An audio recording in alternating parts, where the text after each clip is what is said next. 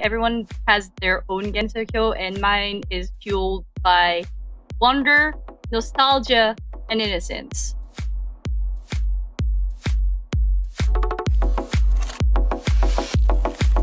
You know, you get some artists that like carefully plan and precisely engineer this experience, and you get others that are just waiting for an idea to come by so they can grab it.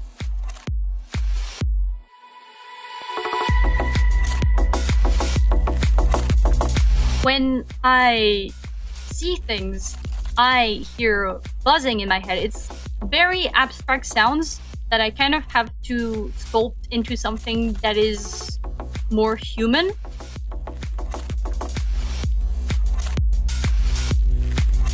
And I guess it is somewhat of a, and you probably wouldn't use it like this, but I can imagine it'd be somewhat of a badge of superiority in case someone ever wants to be like, oh, you know, Western artists or whatever, and you just be like, well, you know, taps the plaque.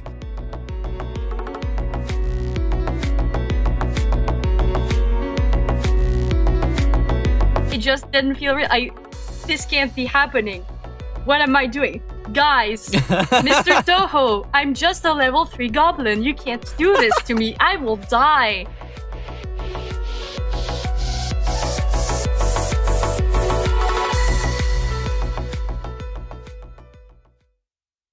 Hello, and welcome to the 7th issue of the Hifuu Community Club.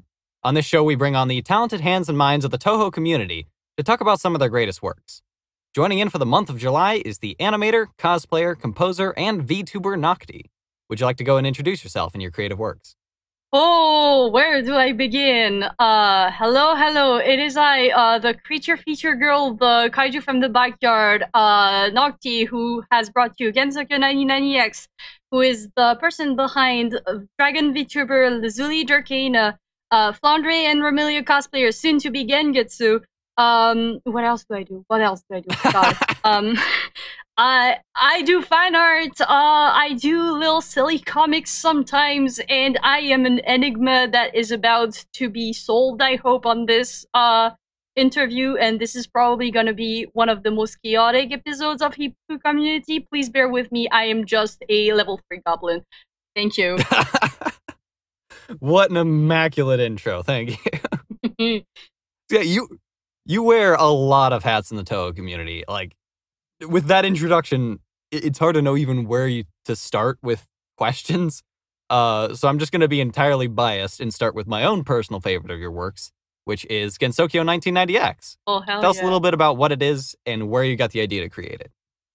Okay, so I'm going to start to talk about my villain origin story, I suppose. Not really a villain origin story, but like how I started making music.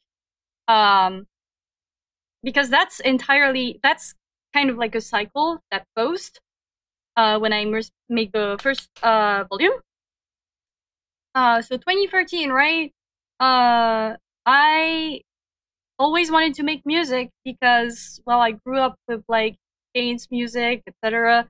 Because I will come back to her, but my mom is a dance teacher that was mostly active in the 90s, so I have like a plethora of old CDs from that time period. It actually can build multiple towers that are taller than a human person. I don't know what to do with them. I just don't know what to do with them anymore. But I will never let one of these go away. They're just integral to the collection. So I just have a bunch of like CD towers just standing there. And ever since I was little, so I wanted to make music. I was just intrigued by the idea. I took piano lessons with my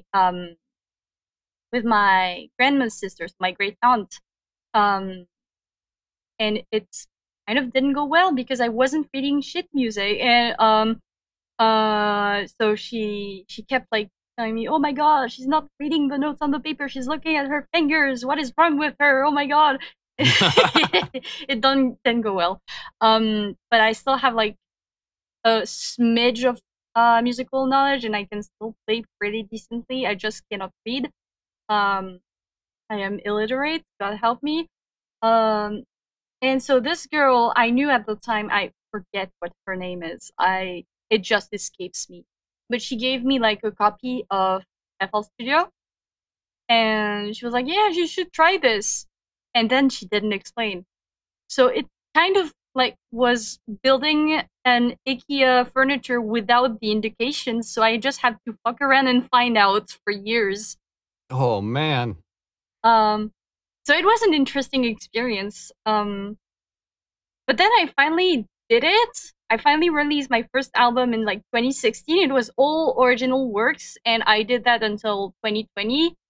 And yeah, I was a Touhou fan also from 2011, and then left the fandom in 2015, not by choice, but because I had issues with someone. So I just needed to vanish because that was a case of harassment.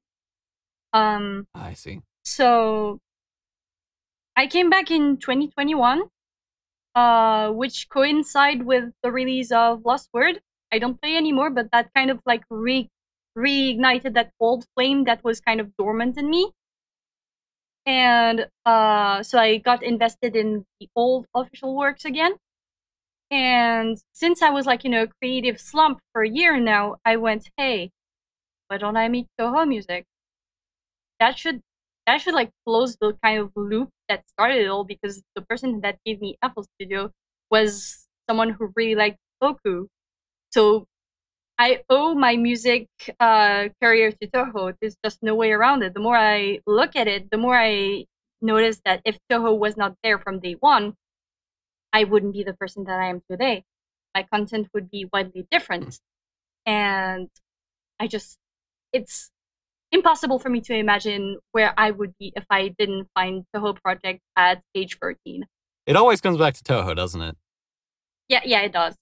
Yeah. Most people like start off as content creators for Touhou and then branch out to something else. If you've noticed that kind of pattern that I see a lot. But I did the opposite. And I don't know, I just wanted to give a homage of Touhou through my lenses as someone who grew up with like my mom's music. And one question that kind of sparked that idea was that Touhou started like having doujin music and arranges in circles in the 2000s. But it begs the questions of what it would have been had it been a decade earlier, the popularity rise of Touhou. And it missed out on an entire music library that I think I want to revive. Yeah, absolutely. And I think it begs a really interesting question of how a lot of doujin music would have been different, was it in a different era? Because, like, a lot of Touhou doujin music definitely shows its time. You look at older Iosis music, and it definitely has that kind of early 2000s kind of wacky feel. And then, like, as you get into, like, the mid-2010s, it kind of shifts and changes, and we get to the 2020s where it's like, we still have a revival of those older circles like Amaterasu Records and Katsuki, but we also have all this new and emerging content, and it's so neat to see people making Touhou doujin music out of their unique perspective. Like, for example, like you mentioned, making music of that era because you have all these CDs from that era. You grew up listening to that. Conversely, I've spoken with musicians that grew up playing old Sega Genesis games and make Sega Genesis covers of Touhou songs, or they grew up listening to rock and roll on MTV, and so they make rock and roll covers.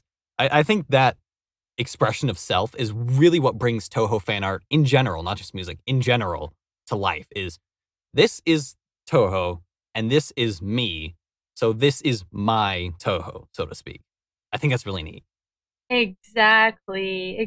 Like you mentioned in another interview of Hifuu Community, everyone has their own Gensokyo, and mine is fueled by wonder, nostalgia, and innocence. Yeah, absolutely. Which are three keywords that I will bring back for who we're gonna talk about on this interview. Oh boy, am I excited.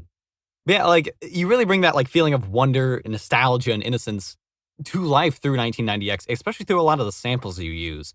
Like, in the first album, using samples from Powder Puff Girls, that, again, sort of has that very similar feeling to Touhou, as, like, this magical girl kind of sort of weird and wondrous kind of feel. it's really fun, and it really evokes that era in the mind, as well as samples from like Daft Punk and stuff. It's just like, oh man, I am back in the 90s, trekking around with my 80-pound Walkman.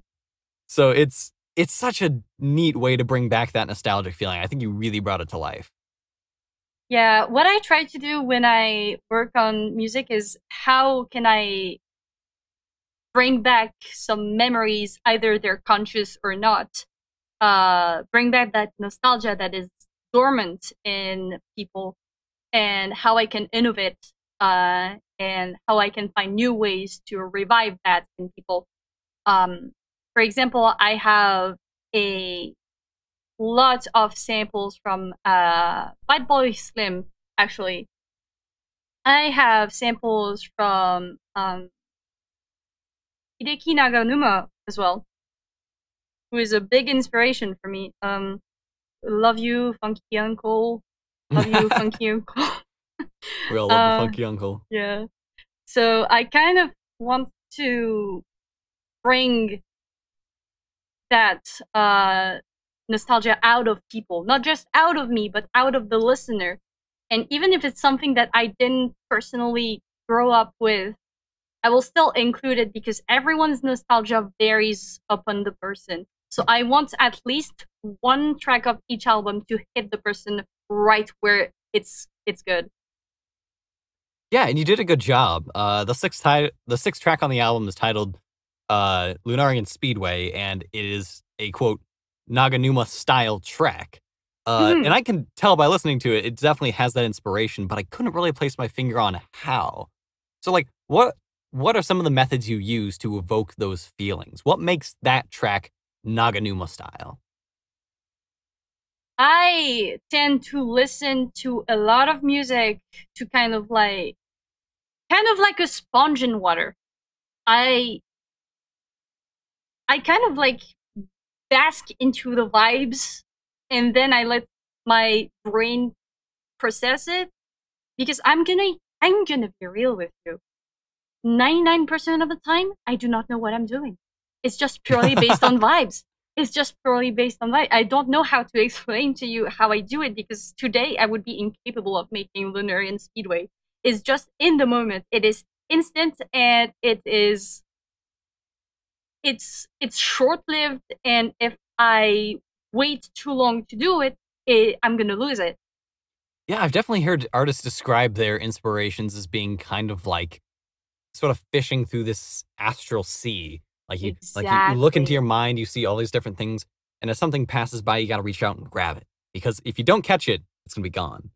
So it's like, you get some artists that like carefully plan and precisely engineer this experience, and you get others that are just waiting for an idea to come by so they can grab it. It's such an interesting dichotomy of artistic styles, and I've seen it go and there are so many other ways. It's not just those two, but I think those two are the two ones that are most interesting to me, is either the completely planned and engineered style, or the most just whatever's in the moment. Yeah, I would be incapable of following a guide that is just beyond me. You cannot sit me down and give me a method to do something. I will just slam my head into the desk and perish. I will simply pass away. Yeah, no, that's just how some artists are, Now, you've had something of a really unique opportunity that not a lot of Western artists and musicians have had. That is that some of Gensokyo 1990X was played on Touhou Station before Zune and Beat Mario to listen to. Yes. Tell us a little bit about your initial reaction to this and how you feel about it now. Oh, my God. So I woke up one morning with a DM in full Japanese. I do not read Japanese. I studied a bit of Japanese in school, but for those who don't know, I dropped out of school. On the club. Yeah, I dropped out of school. I don't regret it. The only thing that I regret is, unfortunately, that I couldn't pursue Japanese, unfortunately. That's a shame. But so I couldn't read it, so I just went to Deep L, like, please, oh, Deep L, what is your wisdom? And and Deep L just showed me that they were wanting to to play this, and it was like, is this real? I had scam emails before, like scam DMs before. Is this genuine? And my friend said, oh yeah, this is absolutely genuine. This is real. Ha ha. And at the time, mind you, I had just returned to the fandom, so I was not used to Touhou Station because in 2015, you didn't really have those things. So it was an entirely different thing from when I was younger. So I didn't know what to expect. I just expected the one stream. But then I woke up and I saw they had a second stream. And who do I see? Mr. Touhou.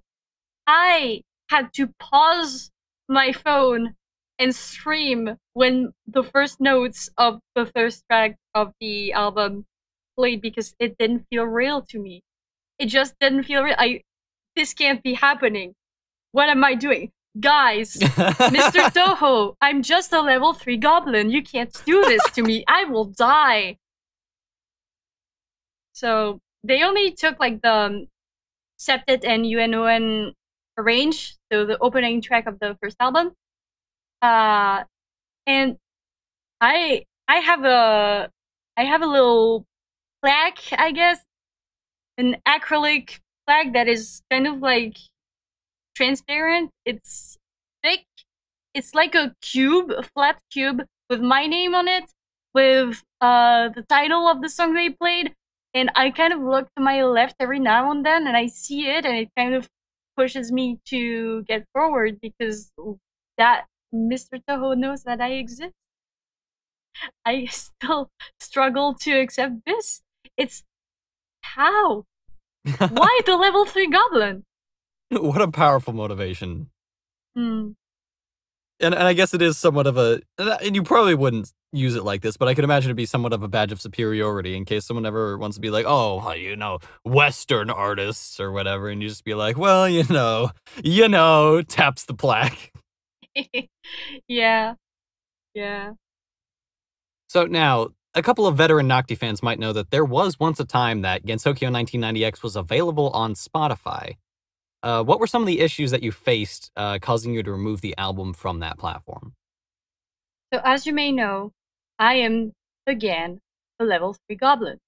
I do not have the money or the label to be able to go on Spotify by normal means.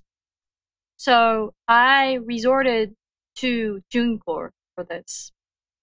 TuneCore is a bot. He took my money, he put it on Spotify, or as my friend calls it, Sputterflies. And so they put it on Sputterflies, and they put it under the wrong artist on every platform. Because if they see someone named Nocti, they assume that we're all the same person. We're like a hive mind. It's not the case. I am a lone bug. So I had to message them, but there was no way to remove the album unless I removed it from every single platform at once. I couldn't just keep Spotify. I had to remove everything because I couldn't manually remove iTunes. I couldn't manually remove putting it on your Instagram story, on TikTok. I had to remove everything at once and wipe it from existence to be able to even do it again. However, that contract cost $250. Oh, that is rough. It drilled a hole in my pocket. And when I addressed this issue, like, hey, you put me under the wrong artist, even though I specified that I was a new artist. And they told me that I could do it again with a 30% discount. Whoa. Yeah, it's a little bit expensive. Still, I still paid those $250 for like a week of streaming before taking things away because another artist that has the same name as me took their royalties. I don't know who they are, but get my money, I guess. Good for you. Ridiculous. I'm not mad, but good for you, I guess. That is just ridiculous that like companies and labels can be so reckless with like, you know, starving artists' wages, and it's ridiculous that that's even allowed to happen. But Truth is, a lot of these times, it's, you're working with international brands. There's not a lot you can do in the course of legal action unless you have international lawyers, which I'm gonna go out on a limb here and imagine most Touhou Doujin artists probably do not have. This is why a lot of Touhou Doujin music is not on Spotify, because a lot of Doujin artists are, well, they're self-made. They're, how do I word this? They're their own person. They do not have a label. They do not have a manager. It's not a big business thing. Only the more popular ones can do this by legit means. However, I had to go through a bot that took all my money to do it. And it shows that Spotify is not a platform that is friendly towards independent artists such as myself. It's really not. So another big hat that you wear in the Touhou fandom is that of an illustrator and animator. You've been drawing Touhou characters for a rather long time now, and you've kind of developed a uniquely you cartoonish kind of style. How did you get your start in illustration? So I have been drawing as long as I can remember because my dad is an illustrator, and he draws for advertisement. But his passion, his hobby is more of superhero comics. But that means that he has a lot of material and hardware at his disposal. So he set his 3-year-old in front of Photoshop, is how it started. I was just fascinated by the concept. I was just mesmerized. You're telling your 3-year-old daughter that there are textures that put fur everywhere? That put birds everywhere? My God! So I kind of always drew monsters first, so dinosaurs, dragons, kaiju, etc., but I've never had the interest of drawing a human person because that's just not what I was interested in. But then I got into anime when I was like 11 or 12, and I just walked up to my grade school classmate like, how do I draw a human person? I've never drawn a human person. How do I start? And she just looked at me and went, oh, maybe you should start with chibi. It's easier, she said. And I was like, oh, okay. So I kind of like started off like as this traditional, stereotypical 2010s, 2000s chibi style that you saw in the Google images. And I kind of built around that, and now it is impossible for me to revert, because that would mean that I would lose my identity. And I was also inspired by the art style of a magical girl anime that I thoroughly recommend to everyone listening to me right now. Please give a chance to Ojamajo Doremi. It is worth it. Ojamajo Doremi. Okay. I'll see if I can find a link to something in the video description. So recently you've been dabbling into Twitch streams as well, mostly while either drawing or animating, working on other artistic endeavors. You have this sort of virtual YouTuber persona named Lazuli Drakena. Drakena. Very well. It means dragon plant. Interesting, okay. Drakena. It's a very catchy name. I was looking at this. I was like, how on earth do I pronounce? Is that a French word? I don't know. It's a Latin word. Latin word, very similar. Yeah. So yeah, what are some of the unique experiences you've had while streaming under this digital version of yourself? Oh my God, that means I have to talk about Kid Pick Sunday, don't I? Yes, I was hoping you would. So, no matter how much Monster Hunter I stream, no matter how much art I stream, no matter how much Touhou I stream, no matter how much Final Fantasy XIV I stream, it's always Kid Pick Sunday that takes the cake and the cherry on top. I never get as many watchers as I do when I do Kid Pick Sunday. For those who are listening and don't know what it is, Kid Pix is a 1989 program that is geared towards children to let them draw. It is an art program that is now public domain, and you can access it by the address kidpix.app. And so everyone can use it. And so I'm kind of made it my brand to have this extremely chaotic streams. where I just draw on kid pics. No layers, no sketch, no nothing. It's an ancestor to MS Paint with a lot of wacky stickers and wacky sound effects every time I press on something. For example, they have like those letters that you can put on your thing to write something on your canvas, but they're all voiced. So you have the W every time you press the letter W. It is extremely chaotic. I always have like some really wacky music that my watchers recommend to me. For example, my friend Celestine, God bless you, Celestine, asked me to put the John Cena MIDI in there. I have the Scary Monsters and Nice Sprites MIDI from the Joel streams. That's such a good one. I have music of someone scratching a balloon. The entire music. You really have to witness it, but most importantly, there is a tool that kind of resets the canvas, that kind of opens a door, and every time I do it, I'm just, are you ready for the wow? Because it kind of does a door creak, it does the wow, and the crowd goes wild. I have a redeem of this where I took the audio and filmed the wow, but instead of a random picture like in Kid Pics, you have just a really close up of Touhou 15.5 Yukari. You know, your Kid Pic streams have such a unique and fun energy. Like I don't always get the chance to stop by, but when I do, it's such a fun time.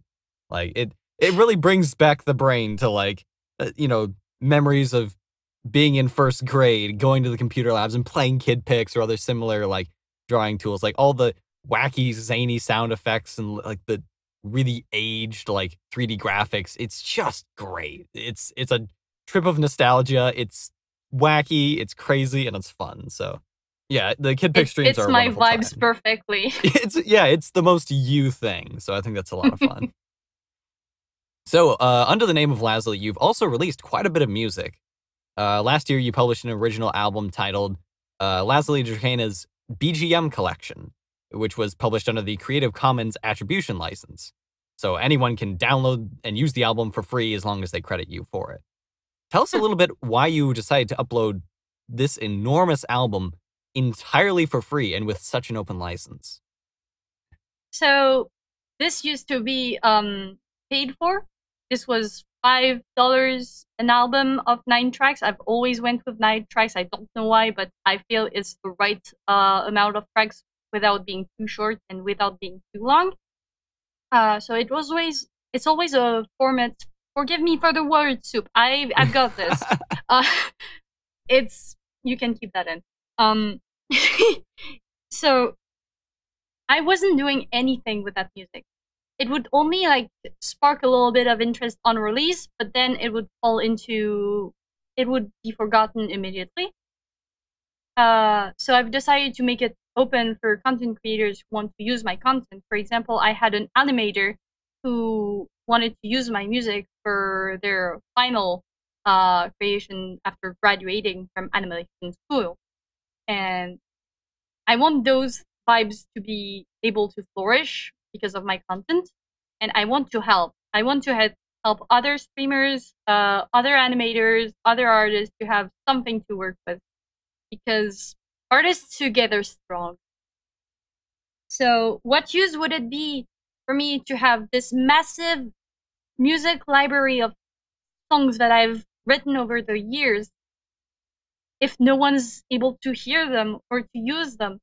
So I said, if they want to pay me, they can, but I want this to be for free for those who are just starting or for those who don't have the budget to have fancy music tailored specifically for them. I just wanted to give to the community with what used to be me, because I don't write with that style anymore. As you know, I am now the Gensokyo 99X girl. I have a widely different writing style as of today, whereas this is kind of me messing around with every genre that I can. Wow, yeah, no, it's an incredibly generous gift that you've given back to artists and the internet in general. So Yeah, I think that's a really neat motivation and also just a damn fine decision, I would say. Hmm. All right, so from what I understand, you're also a pretty big name in the Touhou cosplay scene. When did you get your start with cosplay, and what were some of your first costumes like? Oh yeah, my first costume was in 2012. It was my first cosplay ever, and it was Koakuma. Um, I just really liked that character at the time because since she didn't have any canon dialogue, etc., every interpretation of her was correct. So I made her the most chaotic being in existence.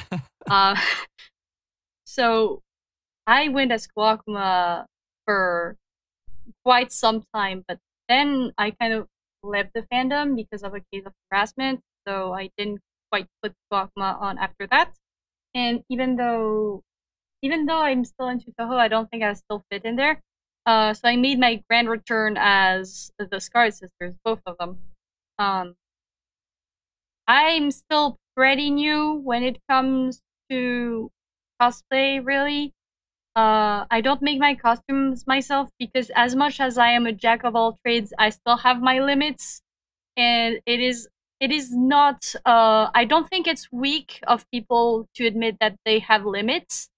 And so I prefer to go to the people who know what they're doing, and I want to support businesses that do the things that I can't. Because again, I will say the line again: artists together strong.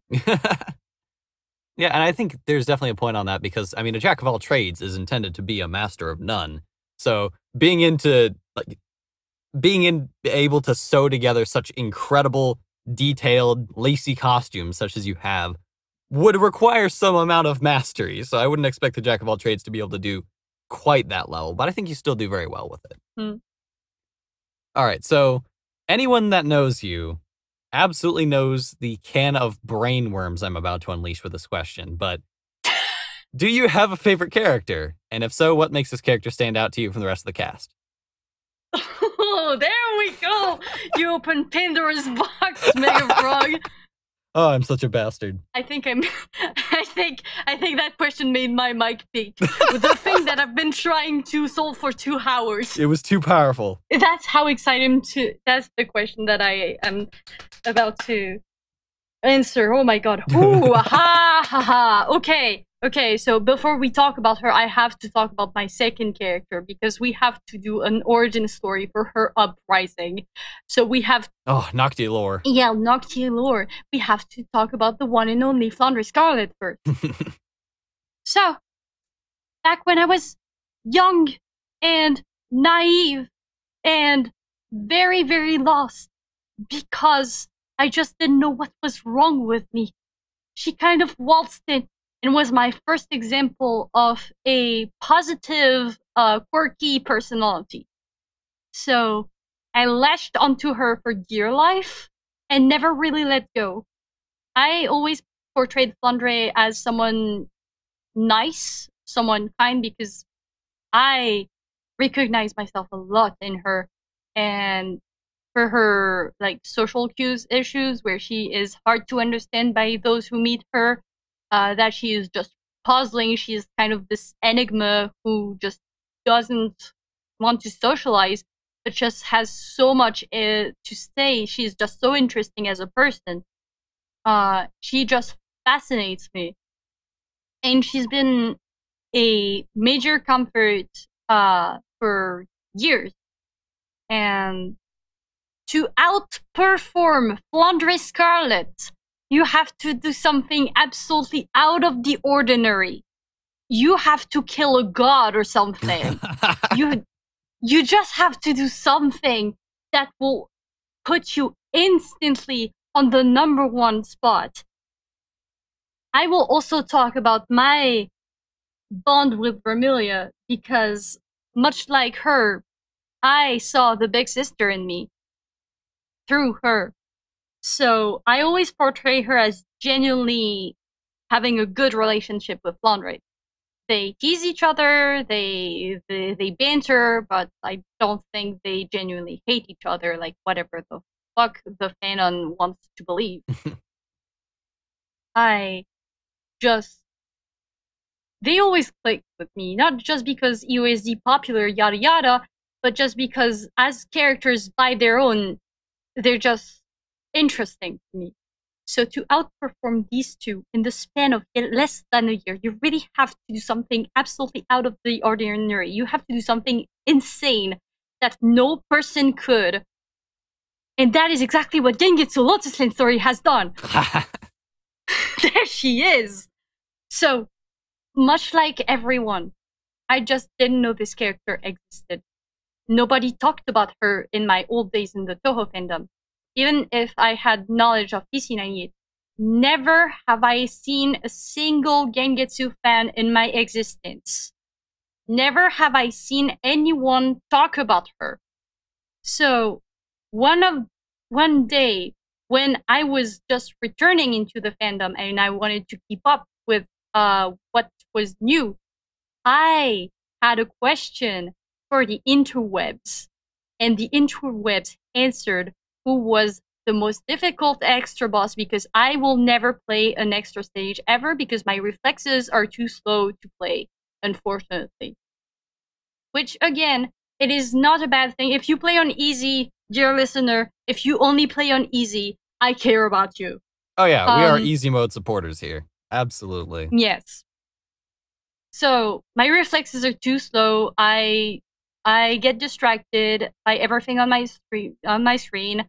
It is very difficult for me to keep up and to have the focus needed to play on any difficulty. So I was wondering, hey, what is the hardest stage that I will never get to experience ever? And everyone was like, oh my god, do not time out Gengetsu. Huh, who's that? I wonder who she is. Sound of me violently typing, oh my god, I love her so much. And I read her entire dialogue. I read everything that was to know about this character. And for the past 10 years, I had latched onto Kawakuma because she was kind of this character that you could interpret as whatever, because every interpretation of her is correct, because she is a mid-boss without a stand-on personality. So every fan interpretation is correct. Everything that I looked at when I saw Kawakuma was already right in front of me as Gengetsu. So she gradually took over. She also, contrary to popular belief, she is absolutely not an evil person.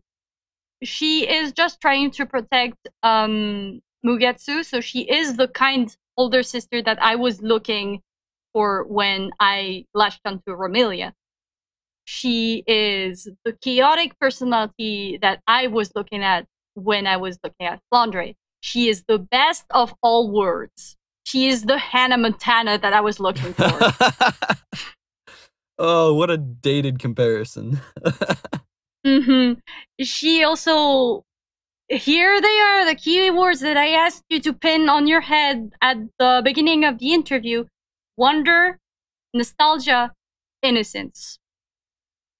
She is everything. She is the moment. Oh my god, she's just like me for real. So yeah, she is this just really young character that lives in the dream world that was actually not designed by Zune. He took it from a Shin Megami Tensei manga. Yeah, he took a lot of things from Shin Megami Tensei. Yeah. So she is just a carbon copy of that character from a Shin Megami Tensei manga. So she will not return to Windows, and I know this because if she were to return, he would have to face copyright and change her entire design, and I've grown very attached to that design. So she's just that young character that lives in the bowels of the dream world where nothing reaches. She's just right here with Mugetsu, her twin sister, and they just have each other and they ask for nothing more and nothing less.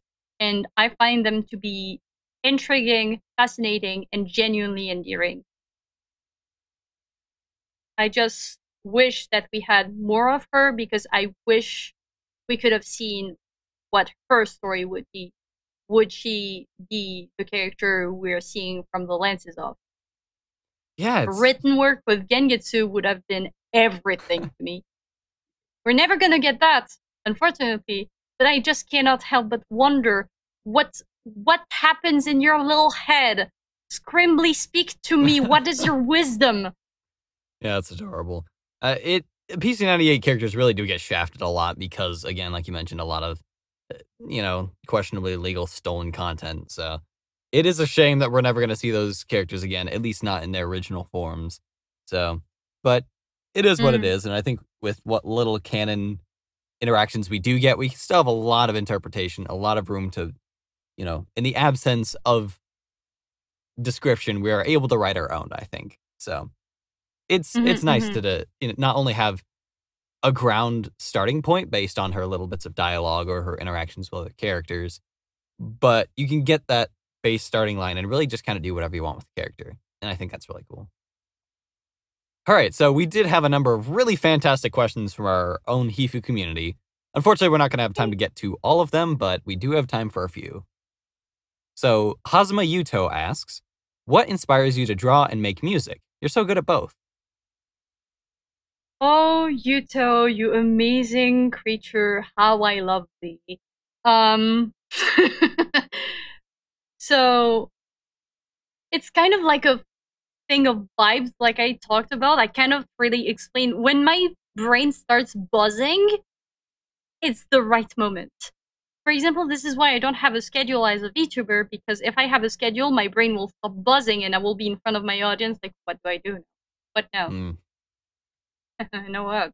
But sometimes I will just pump streams like, oh my god, I'm obsessed about this one thing right now. Please watch me because I want to share this moment with you. So it's more something of a genuine interest, like, hey, I'm just hanging out with my friends. I want to show you the cool thing. It's not a scheduled work thing. It's kind of like more of a playtime, and I really like this. But when I draw, I kind of have this comics set in mind because comics is actually my favorite medium to work with. And I really, really want to publish a comic about the twins someday. I really do. Yeah, if the written work isn't gonna exist, I have to make my own. I have to do everything around this house. So music is actually interesting because again, my brain is buzzing, but in this different way. I haven't talked about it because I entirely forgot to mention it when I was talking about my writing technique, but I have image to sound synesthesia, which is a rare phenomenon where two of your five senses are crossing. I've only met one person with synesthesia, and it was not the same senses as me. So every synesthesia is different. The most widespread one is mirror touch, and mirror touch is that you can sense what you see without touching it.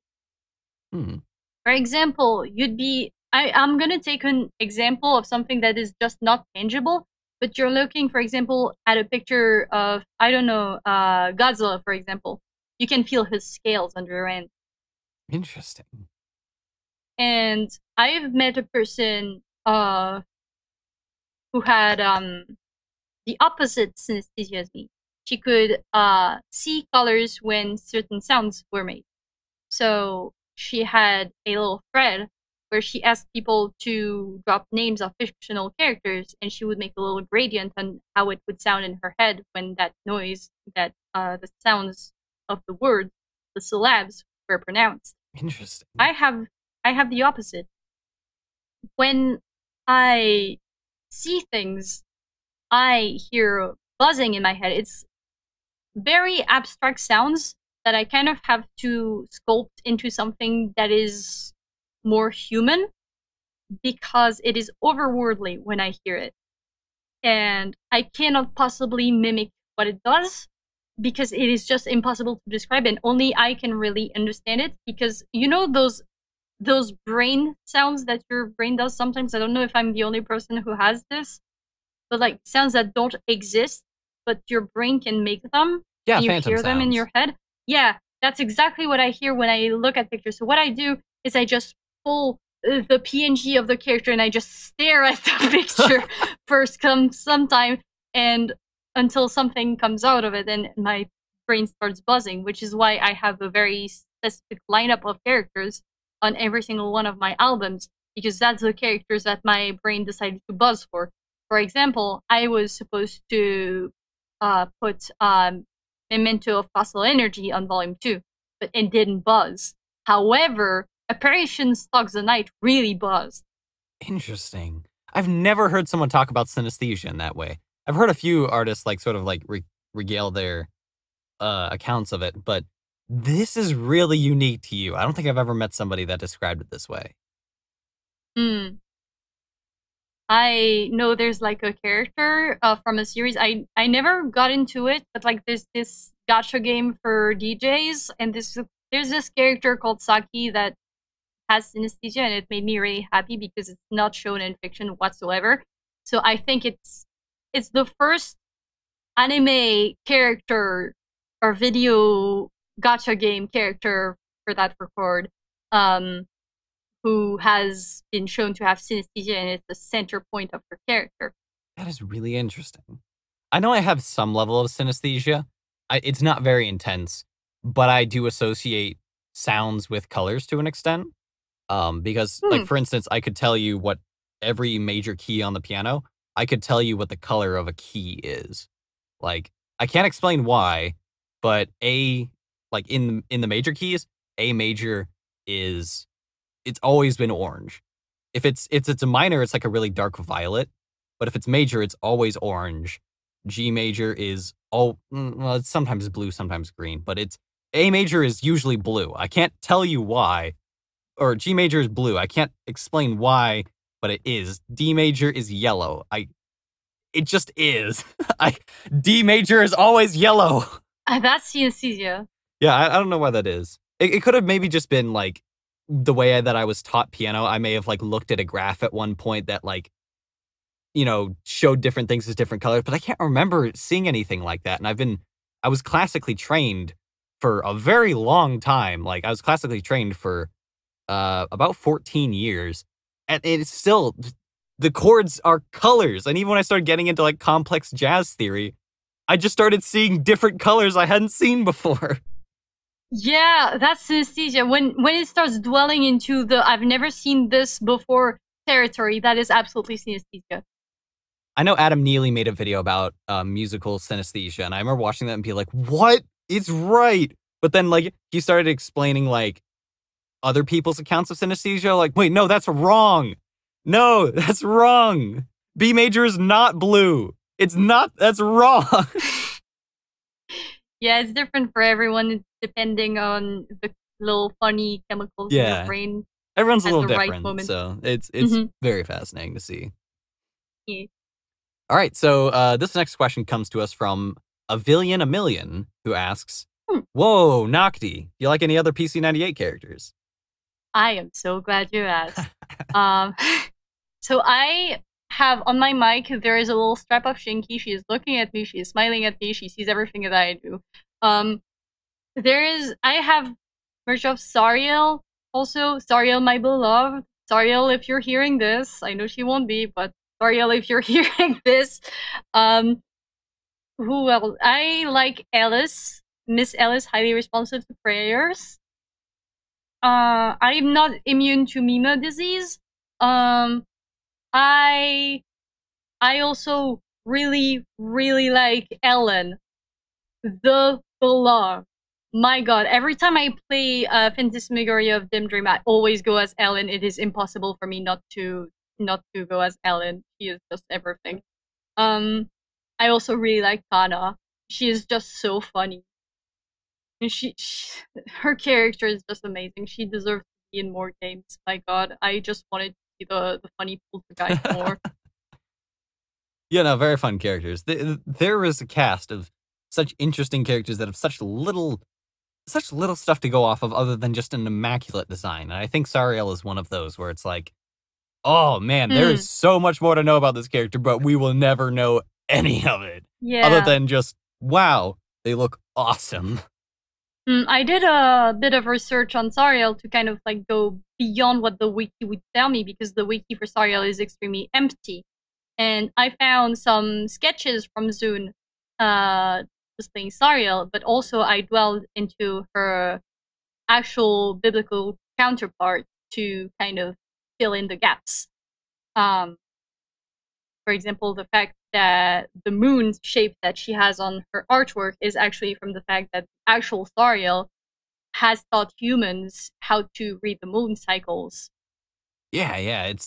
It's interesting how much more you can kind of learn about the background of a character and how much you can kind of fill in based on the source myths. I had actually studied Sariel as a mythological figure, as Sarakiel, I suppose, because there's a D&D Forgotten Realms character that is based on it named Zariel, who is also a fallen angel. And I was like, oh, I've seen, like, then once I got into Touhou, I was like, okay, I have now seen twice this Zariel, Sarakiel figure, twice now as a fallen angel. I need to know what the fuck is up. So that's when I started, like, diving into, like, the Book of Enoch and going through, like, the list of the fallen angels imprisoned in hell. And it's like, why are they in hell? What happened here? And there's not a lot to go on, but, like, there's enough that you can tell there's a real cultural presence there. And it's really, really meaty and really fun. So I definitely recommend for people that are fans of Touhou, if you like a character, look up their mythological origins. You will find so much more cool stuff. Man, looking at, like, Hekatia and, like, basically the entire cast of Legacy of Lunatic Kingdom all have really neat mythological origins. So definitely check it out. Yeah. All right, so this next question is asked by Mephisto? Oh my god! It's my friend Leo. I love him so much. Leo, that's much easier to say. Thank you. So Leo asks, who are your favorite kaiju? Bylante, baby! Good choice. Bylante, Heisei Gamera, Heisei Godzilla, Millennium Godzilla. Excellent, wonderful choices, yeah. Bylante is one that always really attracted me just because of the kind of shop of horrors kind of feel with the shape of its body and everything. It's very fascinating to me. Yeah, 22 people were required to make the puppet move. Really? I didn't know that. Yeah, and there's like a bunch of deleted scenes that were cell animated, and they are actually my favorite scene of any kaiju. Oh, that is such a shame that it was not put in the official cut then. They thought it would look like janky, going from suitmation to animation to even stop motion at some point, because they wanted to do the fights between Godzilla and Violent in stop motion. And the deleted scene is out there. There's deleted scenes out there on YouTube. There's at least 3 of them for Godzilla vs. Violent. And I love her. She is everything. She is the moment. I also really like 2001 Baragon, just because he's adorable. He's just the Shrimply, and also the onset sounds of the actress inside the suit just going ah! Ah! Yeah, it's wonderful to see just those very scrunkly kaiju you get every once in a while, man. I'm a personal favorite. Like, a personal favorite of mine is the son of Godzilla. Oh man. Oh my god. Little baby Godzilla. Oh my god. Manila. All right, so unfortunately, I do think it is time for us to bring it to a close. But before we do, would you like to tell the audience where they can find your content? Yes, I am primarily on Twitter at Noctilio with 2 eyes at first. So Noctilio, 2 eyes at first and 1 after. Same on Tumblr. I'm not as active on Tumblr, and for my VTuber account, it is the Zully Jerkana, and it is also my Twitch. I'm trying to think of other places to find it. Yes, I do have a Pixiv now to try to break the language barrier as much as I can. Same, it's Noctilio. I do have a Bandcamp, is just nocti.bandcamp.com. I think that's it. I have a booth as well, but if you go on my Bandcamp, you can have my stuff for free. But I will still include my booth. It is also Noctilio. All right, so excellent then. Links to all of that will be in the video description. We'll be back on the 1st of August with a new featured creator, so until then, please wait warmly. The intro to the Hifuu Community Club is Aquasphere by Mondorium. There's a link to their official YouTube channel in the video description. And always remember to please, please, please treat the artists in the Touhou community with respect. They do so much for us, so remember to credit art and music, And remember that you can always support artists through commissions, prints, views, shares, and album downloads. If you don't respect the Touhou artist, I will come directly in your walls.